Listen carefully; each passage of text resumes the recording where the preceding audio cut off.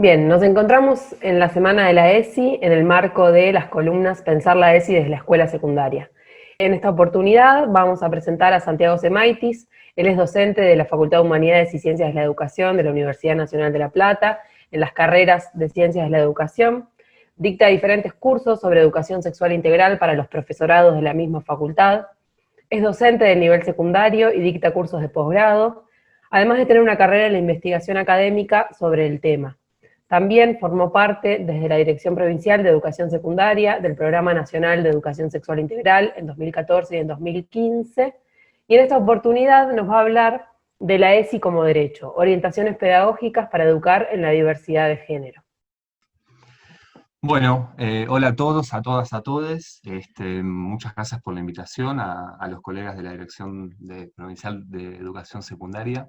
Mi aporte en este caso tendría que ver con pensar algunas orientaciones. Pensamos este título bastante general. Tenemos poquitos minutos, así que bueno, hice una selección de aspectos que venimos trabajando en diferentes situaciones y contextos de formación y de capacitación. Bueno, empecemos por algo elemental, por algo básico.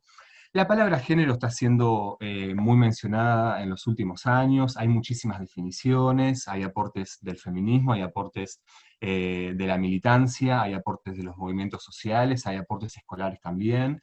Yo en todo caso pensé puntualizar algunos denominadores en comunes que nos pueden servir para poder pensar luego la propia materia y algunas cuestiones de la escuela. Cuando hablamos de género o la perspectiva de género, que es la perspectiva teórica que tiene la educación sexual integral como paradigma, digamos, pensemos que está orientada justamente a visibilizar las desigualdades, ¿sí? Entre los géneros, entre los sexos, es decir, entre las personas, en donde se generan jerarquizaciones, se generan diferenciaciones y desigualdades sobre todo, justamente partiendo de la identidad de género, de la orientación sexual o del deseo, entre otros criterios, ¿sí? El género entendido como no hay que entenderlo como algo más o algo reducido únicamente a que es un problema de las mujeres. Uno también viene escuchando mucho esto, ¿no? Bueno, los temas de género es algo que le preocupan únicamente a las mujeres y a la disidencia, me parece, y un poco mi invitación va a ser a que podamos pensar eso. Todos estamos habitados por las normas del género. Entonces, ahí hay una pregunta que todas las personas nos deberíamos hacer. Conozcamos aspectos conceptuales o no, pero siempre estamos envueltos en estas relaciones, porque vivimos en una cultura que si bien ahora ya se están relajando varios aspectos de los más tradicionales o los más normativos, vivimos todavía en una cultura de fuerte impregnancia de las normas de género, ¿sí? Entonces, bueno, pensar que el género constituye a las relaciones sociales, no es que es una relación más, ¿sí? En ese sentido, para poder pensarlo como normativa, también hablamos de las normas del género, es decir, como un sistema que se produce a partir de la familia, en la escuela, también tiene que ver con la industria, tiene que ver con la esfera política, tiene que ver con la esfera comercial, social en general, que induce, que espera, que pretende, de alguna manera, conformar determinados estereotipos de lo que es la masculinidad y la feminidad. Ya ahí tenemos como dos grandes polos de la identidad, ¿sí?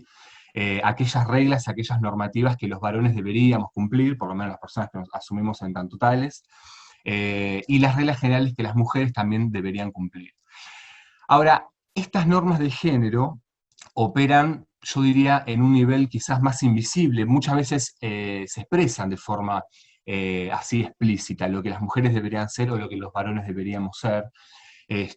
Pero me parece que un poco más implícito es una lógica que encubre, y son lógicas tradicionales, que tiene que ver con el pensamiento binario, ¿sí? Con el binarismo y con el pensamiento heteronormado. ¿De qué trata esto? Veamos un ejemplo, ¿no? Por ejemplo, fíjense lo que decía un ejemplo de la historia reciente. Año 1986, el Ministerio de Educación y Justicia prepara un material para promover un poco la educación sexual desde una perspectiva sanitarista, y fíjense cómo aparece acá esta cuestión de la heteronormatividad, ¿no? Dice, señalamos luego la evolución de la sexualidad adolescente, que va desde el autoerotismo, en que la masturbación es un proceso normal desde la perspectiva médica, hasta la heterosexualidad. En esta evolución normal, el adolescente pasa por los enamoramientos de la adolescencia temprana y la búsqueda del amigo o amiga. En este proceso evolutivo de la sexualidad le sigue luego, perdón, la búsqueda de pareja, con contactos superficiales como el primer beso hacia la salida heterosexual. O sea, una insistencia pronunciada a que lo ideal en la educación, y esta es una tradición muy fuerte que tenemos en la educación sexual, pensemos que la ESI es contracultural justamente por eso, porque siempre se pensó a la educación de la sexualidad y a la educación del género en la escuela, justamente con esta perspectiva de la heteronormatividad, es decir, crear un deseo en donde las personas serán, deberían ser o deberían desear ser heterosexuales. Y esto fíjense cómo lo podemos entender. Yo utilizo este cuadro que es muy sencillo, porque me parece que puede colaborar con esta explicación de cómo funciona estas normas de género con esta heteronormatividad obligatoria, ¿no? Se nos define por un solo sexo, ¿sí? O varón o mujer, o macho o hembra, por una identidad de género que está profundamente ligada dentro de este pensamiento a esta definición del sexo asignado, como masculino o como femenino, y una identidad sexual, una orientación del deseo, siempre como heterosexual. Es decir, esto tiene una consecuencia porque piensa que que las identidades de las personas son justamente complementarias, ¿sí? Los opuestos en este caso se deberían atraer, son mutuamente excluyentes, o sos una cosa o sos otra cosa, la ambigüedad, como la disidencia dentro de estas normas justamente no tiene lugar porque se piensa que los cuerpos y las identidades son como esencias, ¿no? Parece que uno nace de una forma y se va desarrollando en esa vía de la normalidad con muchas comillas. Entonces, o se es de un modo o se es de otro modo. Por suerte, en el mundo sabemos que no, que estas normas justamente lo que invisibilizan son otra multiplicidad de formas de ser. También utilizamos estas denominaciones justamente para poder abrir el abanico. Este cuadro, esta tabla que usamos, por supuesto que es incompleta, las identidades son siempre múltiples, pero por lo menos para abrir un poco el juego y de pensar esto, que en el mundo hay personas con diversas identidades, con diversas expresiones. Pensemos que ese sexo asignado puede denominar como varón, como mujer, o inclusive como intersexual, es decir, en aquellos cuerpos que nacen con una variación o con una variabilidad de la definición genital o del sexo cromosómico. Pensemos en la multiplicidad de identidades de género que hay, ¿sí? Pensemos que hay identidades que son, ahora se dice identidades cis, justamente para diferenciar o para darle, digamos, mayor visibilidad justamente a las identidades trans. Las identidades cis, los cisgéneros, las cismujeres, los cisvarones, somos aquellas personas que hemos seguido, hemos continuado de alguna forma la identidad de género asignada al momento del nacimiento, es decir, que continuamos identitariamente esa asignación que se nos dio al nacer a partir de esa definición genital, para decirlo en una palabra. Pero no todo el mundo se identifica con eso, por eso la importancia de la visibilidad y la gran lucha que vienen haciendo los grupos y las asociaciones y la militancia trans o de la disidencia sexual justamente para poder reconocer que no todo el mundo sigue. A veces se habla de esa coherencia, entre comillas, a mí es un término que no me gusta, no creo que haya gente que es más coherente o menos coherente en relación con su definición del sexo asignado o con su definición genital. También hay personas no binarias, personas que no se identifican ni con lo cis ni con lo trans necesariamente, ¿sí? Por eso de acá es que deducimos un poco esa famosa sigla, se puede decir que es una sigla, LGBTQI+, ¿no? Dando cuenta justamente de todo el arco iris, de todo el abanico de posibilidades que hay en el mundo, básicamente, es decir, de la cantidad de existencias que hay, ¿no? Y de formas posibles de ser, ¿por qué no? La expresión de género, digamos, la identidad lo podemos definir como ese deseo interno, esa definición interna de cómo uno se siente. Pero sabemos que no hay identidad sin un reconocimiento. Más adelante vamos a volver sobre este punto. La expresión de género es aquello justamente que está, digamos, que está patentado en el cuerpo, aquello a través de lo cual, a través de los gestos, de las formas de hablar, de las formas de reírnos, de las formas de vestirnos, de los ornamentos que usamos, de las formas de bailar y de cantar, es decir, todo lo que tiene que ver con la expresividad, que puede ser que expresemos en un sentido más masculino, otros en un sentido más femenino, o directamente en un sentido no binario, es decir, en un sentido en donde no se, en donde donde hay cuerpos que no siguen ninguno de esos dos polos. Insisto, femenino y masculino en todo caso son polos de un gran arco iris y de una multiplicidad de opciones. La orientación sexual o la orientación del deseo tiene que ver, bueno, con las elecciones emocionales, sexuales, eróticas, del orden del placer, que las personas vamos conformando, y que tampoco están determinadas justamente ni por el sexo asignado, ni por la expresión de género, ni por la identidad de género. Justamente tratamos de pensar con estas categorías las posibilidades que hay. Bueno, venimos hablando de la heteronorma, la identidad heterosexual, tenemos la identidad gay, la identidad lesbiana, tenemos las personas bisexuales, también tenemos las personas demisexuales, las personas que no tienen o que no les interesa, que no desean, hasta llegar a un punto de una afectividad o de una carga emotiva alta, tener relaciones sexuales o tener una vida íntima para con otras personas. Y también tenemos a las personas pansexuales, que no tienen un criterio, digamos, de selección o de gusto emotivo o sexual o afectivo, ni por el sexo de una persona ni por el género de una persona. Es decir, que le gustan las personas en tanto personas, ¿sí? Bueno, podemos pensar muchas cosas más en torno a esto. Yo voy a ir avanzando, pero no quería dejar de pensar o de presentar, digamos, toda la multiplicidad de formas de vivencias que hay, de experimentar tanto el género pensado como identidad, ya no como norma, y las cuestiones sexoafectivas en el marco de la orientación del deseo. Ahora, ¿qué posibilidades pedagógicos, didácticas, institucionales, curriculares nos trae la perspectiva de género en educación? Bueno, hay una frase que es muy potente, que es muy breve, pero es muy potente, de Graciela Morgade. Ella dice: toda educación es sexual, justamente dando cuenta de que permanentemente, tanto por acción o por omisión, todo el tiempo estamos de alguna manera disputando y dándole sentido a las atribuciones de lo femenino y de lo masculino, ¿no? Entonces me parece que esa es una buena clave para poder pensar la realidad escolar cotidiana.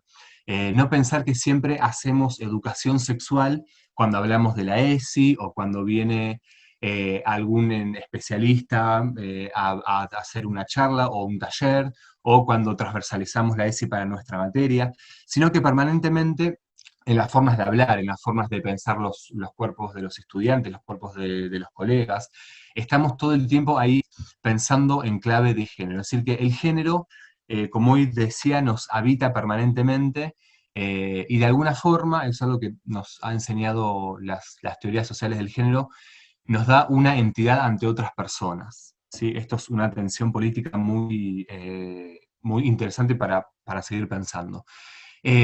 Ahora, para pensarlo en términos normativos, el género, también pensemos que si uno tiene o sigue esas ideas más normativas del género y de la sexualidad, lo que uno puede caer como profe, aún sin quererlo y aún con las mejores intenciones, es justamente pensar que podemos crear expectativas diferenciales, ¿sí? O diferenciadas, por ejemplo, en el rendimiento escolar.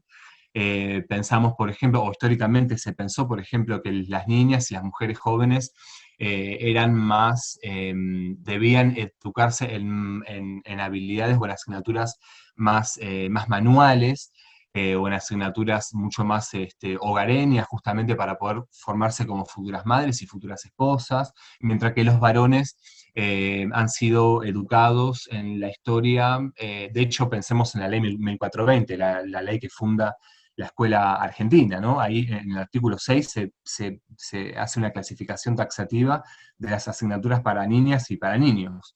Y también terminamos pensando lo que un grupo según su sexo, según su género, puede hacer o no, y cuánto puede rendir o no. Siempre se pensó, por ejemplo, que los varones eran mejores en matemática que las mujeres, por poner simplemente esto un ejemplo. O en la educación física, que los deportes de fuerza y los de deportes de cierta brutalidad, como se ha dicho en un momento, le correspondían o tenían mayor legitimidad de los varones por tener naturalmente una mayor fuerza. Bueno, todo eso hoy se está justamente cuestionando para poder generar mejores condiciones de igualdad y que el género y la sexualidad, en términos de esas representaciones, no nos termine reduciendo la mirada sobre lo que las personas podemos o no podemos hacer, sobre todo cuando somos responsables pedagógicos y cuando somos docentes, y cuando tenemos que asegurar los derechos educativos de los chicos y de las chicas, ¿no? Y también, y acá yo creo que hay un desafío muy importante, la perspectiva de género nos sirve para poder repensar y revisar nuestras propias disciplinas escolares. Básicamente, ¿por qué? Porque las disciplinas científicas, las disciplinas sociales, este, han tenido una producción moderna de un fuerte carácter androcéntrico y binario también. Es decir, que los estudios o las epistemologías feministas que tratan de pensar cómo las ciencias, aun cuando se presentan como objetivas, como neutrales, son invenciones humanas, digamos. La forma de conocer el mundo es una forma de intervención humana, la forma de medirlo, de cuantificarlo, inclusive de definirlo y de estudiarlo en los términos biológicos. Ahora voy a poner un ejemplo al respecto. ¿Qué significa la idea de la integralidad? ¿Y por qué pensamos en una educación sexual integral?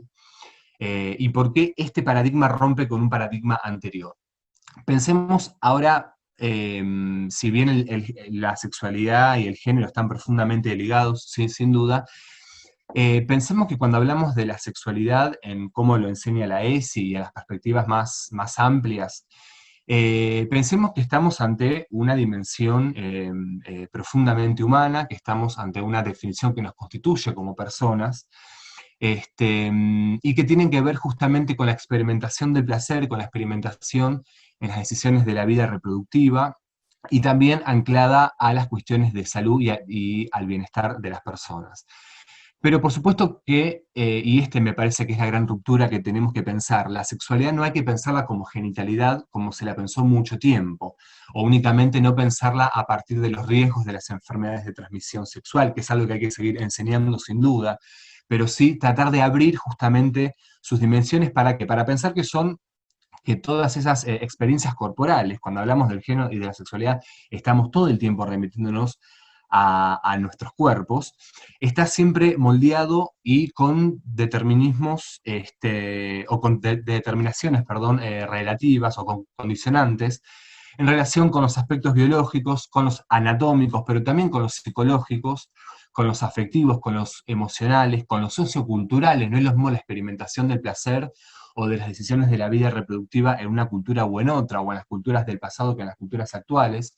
También está ligada a un planteamiento ético. Esto para la ESI y para la perspectiva de género es fundamental, porque fíjense que acá no incluí yo en esta definición una perspectiva moral. A veces tenemos el latiguillo de pensar a la ética y a la moral como sinónimos. Bueno, tengamos ese latiguillo si queremos, pero sepamos que estamos hablando de cosas totalmente distintas. Cuando hablamos de la moral, hablamos de las tradiciones justamente históricas que indican taxativamente lo bueno, lo malo, lo deseable y lo no deseable. Ahora, si reponemos a eso una mirada ética, es una mirada que está pensando en cómo pensar la sexualidad y el género a partir de la consideración del otro, ya no de las tradiciones, sino del reconocimiento del deseo de la otra persona. Esto, por ejemplo, cuando trabajamos con los estudiantes sobre el consentimiento sexual, es una de las primeras cuestiones que aparece. ¿Qué reconocimiento del deseo y del cuerpo del otro, de la otra, aparece en la intimidad? ¿Sí? Aspectos jurídicos, aspectos políticos. Cuando hablamos de la sexualidad, hoy por hoy estamos hablando de derechos sexuales y reproductivos, es decir, de derechos, de garantías que los estados, que las instituciones políticas, como las instituciones sociales, como las escuelas, sin duda, deberían poder ayudar para proteger y para potenciar el bienestar físico y el bienestar en términos de la salud en general, ¿sí? Entonces justamente no es algo que está reducido a lo biológico o a lo genital, o únicamente ligado a la reproducción humana, que es históricamente cómo se la pensó, insisto con ese punto. Acá me pareció pertinente traer una definición de Eleanor Fau, en donde ella justamente combina estas definiciones que venimos comentando, y dice: la educación sexual, fundamentada desde la integralidad, desde los derechos humanos y la perspectiva de género, que son los tres grandes pilares que tiene la ESI, tiene que ver con un tipo de educación ciudadana, que consiste en formar a las estudiantes y en ese gesto a nosotros mismos, en valores y prácticas que permitan vivir la sexualidad de manera responsable, placentera y segura. O sea que acá el tema del placer es algo que insiste, no es únicamente pensar una educación sexual para evitar riesgos, para evitar las consecuencias no deseadas, y no solo como dimensión ineludible de la experiencia humana, sino también como un campo de reconocimiento y ejercicio de derechos. Fíjense algo interesante que está en el cuarto renglón, que dice: y en ese gesto a nosotros mismos. Tenemos que también los profes y los adultos y las adultas pensarnos como destinatarios también de la educación sexual. Esto es un desafío muy importante, porque si uno va, insisto, con la revisión histórica que sirve para pensar esto, siempre fueron los niños, las niñas y los adolescentes y los jóvenes a quienes se pensaron como los objetos de destino de la educación sexual. Ahora, pareciera que los adultos no tenemos nada que aprender, pareciera que tenemos todos una sexualidad muy cuidada, muy respetuosa, y que esto es más bien un proyecto educativo o un movimiento pedagógico para las generaciones más jóvenes. Sí, sin duda que por nuestra responsabilidad pedagógico-política son nuestro público de mayor interés. Ahora, muy difícilmente, colegas, podamos pensar una educación sexual en una perspectiva crítica desde estas tradiciones, o desde este nuevo paradigma, más rupturista, si no hacemos una revisión con nosotros mismos. Ahora, en un momento, quiero profundizar en eso. Yo propongo 4 puntos por lo menos para ver cómo podemos transversalizar. Es decir, yo qué hago con mi materia, enseñe lo que enseñe. A ver si, por supuesto que hay materias escolares, como hay disciplinas científicas en donde los temas de género y sexualidad son más articulables, en donde es más fácil, si me dejan usar la expresión, más fácil, más sencillo o más abordable, poder pensar cómo dinamizar nuestra propia materia a partir de la perspectiva de género, y para poder pensar en estas dimensiones integrales de la sexualidad. Acá hay 2 términos clave. Para poder pensar la transversalidad, la continuidad en el tiempo, es una de las insistencias que tiene justamente la ESI. Y para eso me parece que es fundamental, de parte de los equipos directivos de las escuelas, poder pensar en un proyecto de educación sexual integral. Justamente para poder plantearnos, bueno, los objetivos, las materias que van a intervenir, para poder conocer cuánto conocen los docentes, las docentes con las cuales trabajamos, y también, obviamente, como instancia de disposición y intercambio de materiales. El tema de la continuidad y de la sistematicidad, justamente, lo que trata de instalar es justamente un trabajo continuo en donde no se reduzca únicamente al planteo de hacer un taller o de hacer un encuentro, que a veces en las escuelas tenemos los tiempos que tenemos, digamos, esto es de más sabido por todos nosotros, este, pero quizás un proyecto institucional pueda hacer una invitación mayor o una interpelación mayor, eh, a que la mayor parte de los profes pueda justamente, bueno, poder por lo menos hacer un ejercicio de pensar su propia materia y ver cómo en los contenidos que vamos dando podemos hacer por lo menos alguna pregunta desde la perspectiva de género, desde la perspectiva de la sexualidad. Por eso justamente hay que pensar en una transversalidad disciplinaria, es decir, no pensar ya que la educación para la salud o la biología o las ciencias naturales, que han sido las áreas, yo diría, desde la vuelta a la democracia con mayor insistencia, en donde se ha puesto, yo diría, en donde se ha casi responsabilizado a los docentes y a las docentes de esas áreas poder trabajar sobre temas de la sexualidad. Bueno, la ESI justamente Y atención con esto porque es un error muy común que uno a veces escucha. No se trata justamente de dejar de lado la enseñanza biológica de la sexualidad. Somos biología, somos materia y somos carne viva, digo. Es fundamental el conocimiento que podamos tener de nuestra sexualidad y de nuestra expresión de género, pero sobre todo sobre lo ligado a la sexualidad en clave biológica. Pero también se puede ampliar eso, y esto nos lo enseñan los profes de biología, se puede ampliar para reconocer que hay muchas genitalidades, como hoy hablábamos de las personas intersexuales, para poder conocer que en el sistema nervioso tenemos muchos lugares de placer en el cuerpo, y no únicamente los órganos sexuales, pensarlo ligados a los órganos genitales. Si nos van a enseñar la educación sexual desde ese punto de vista, que eso para mí es muy potente, también que nos enseñen las terminaciones nerviosas que tenemos por todo el cuerpo, y por qué generan placer, y por qué ese placer está asociado a la salud sexual justamente, porque está ligado al bienestar, ¿sí? Entonces, digo, tratar de pensar más allá de esas materias en donde estuvo históricamente pensada. Insisto, sin dejarlas de lado, ¿no? Que quiero que quede claro eso. Y ahí, bueno, hay algunas preguntas que nos podemos hacer. ¿Qué temas, problemas o dimensiones de mi área pueden estar referidas a los temas de género y sexualidad? ¿De qué modo poder incluir temas, preguntas, inclusive hacer una pregunta en una clase y ya poder instalar el tema? ¿Hay algo de la inquietud de los chicos, de las chicas que uno ve que está siendo recurrente?